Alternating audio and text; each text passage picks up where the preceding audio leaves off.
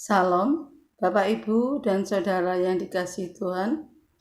Mengucapkan selamat pagi, selamat bertemu kembali dalam Renungan Pagi Jemaat GKJW Kertosono pada hari Rabu, tanggal 26 Januari 2022. Sebelum kita memulai renungan pagi ini, marilah kita berdoa terlebih dahulu.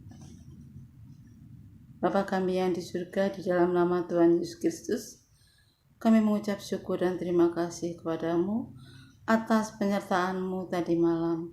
Kami dapat istirahat dan bangun pagi dalam keadaan sehat, tidak kurang suatu apapun. Pagi ini Tuhan, kami akan memulai mendengarkan firman-Mu. Sucikan hati kami, pimpin dengan Roh Kudus-Mu, agar kami dapat mengerti atas semua firman. Dalam nama Tuhan Yesus Kristus, kami berdoa dan mengucap syukur. Amin. Bapak, Ibu, Saudara-saudari yang dikasihi Tuhan, renungan pagi ini kita ambil dari bacaan Alkitab Yeremia pasal 36 ayat 27 sampai dengan 32. Kita baca pada ayat nasnya pada ayat yang ke-32. Mari kita baca bersama-sama.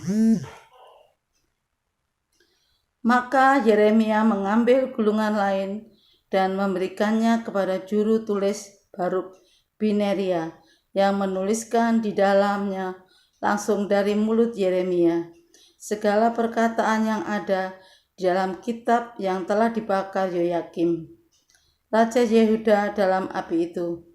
Lagi pula masih ditambahi dengan banyak perkataan seperti itu. Amin.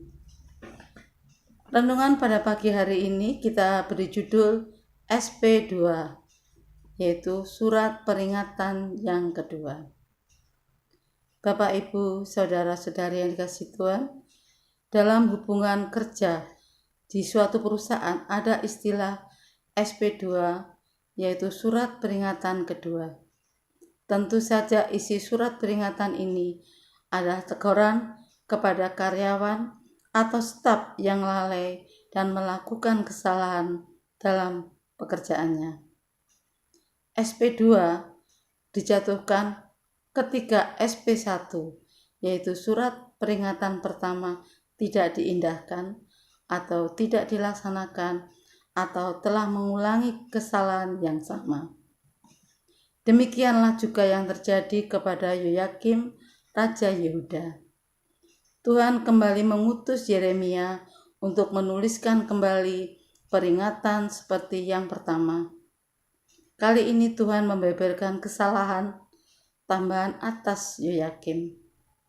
Peringatan pertama untuk bertobat diabaikan, malah ditambah lagi dengan membakar gulungan kitab. Yoyakim sudah keterlaluan. Toh demikian, Tuhan masih menahan eksekusinya. Tuhan masih memberi waktu dengan peringatan yang kedua. Sementara dalam peringatan kedua ada beberapa tulisan tambahan dengan harapan Yoyakim mengerti akan kesalahannya.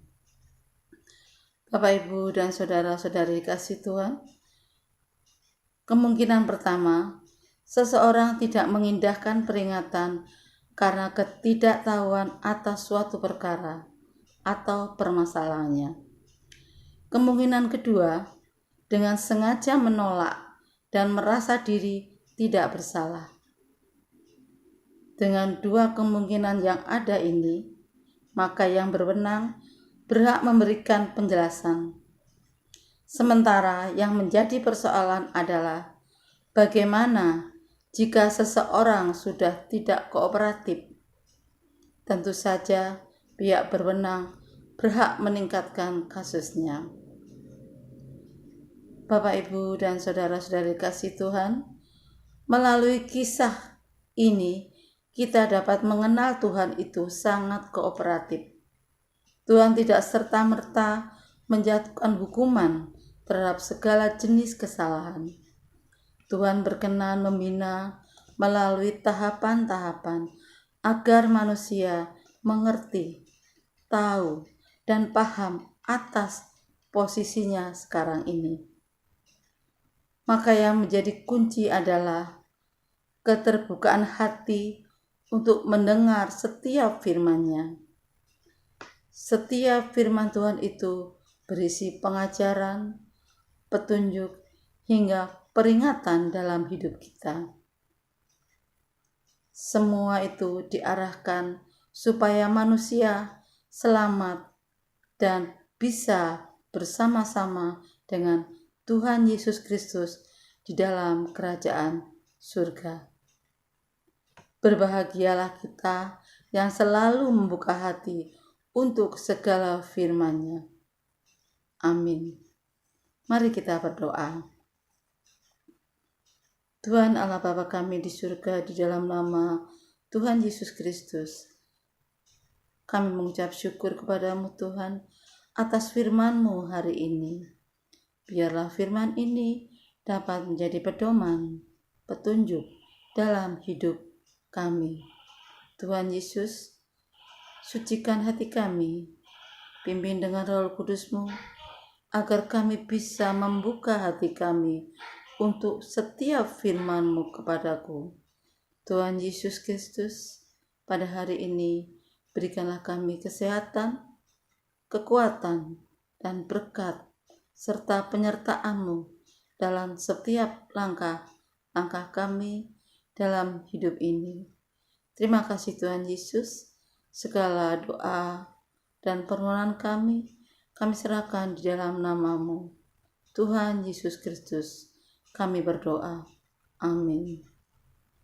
Bapak, Ibu, dan saudara dikasihi Tuhan, demikianlah renungan pagi pada hari ini. Sebelum kita undur diri dari renungan pagi, mari kita terlebih dahulu memuji Tuhan dalam Kidung Jemaat nomor 53, bait 1 dan 2. Tuhan Allah telah berfirman.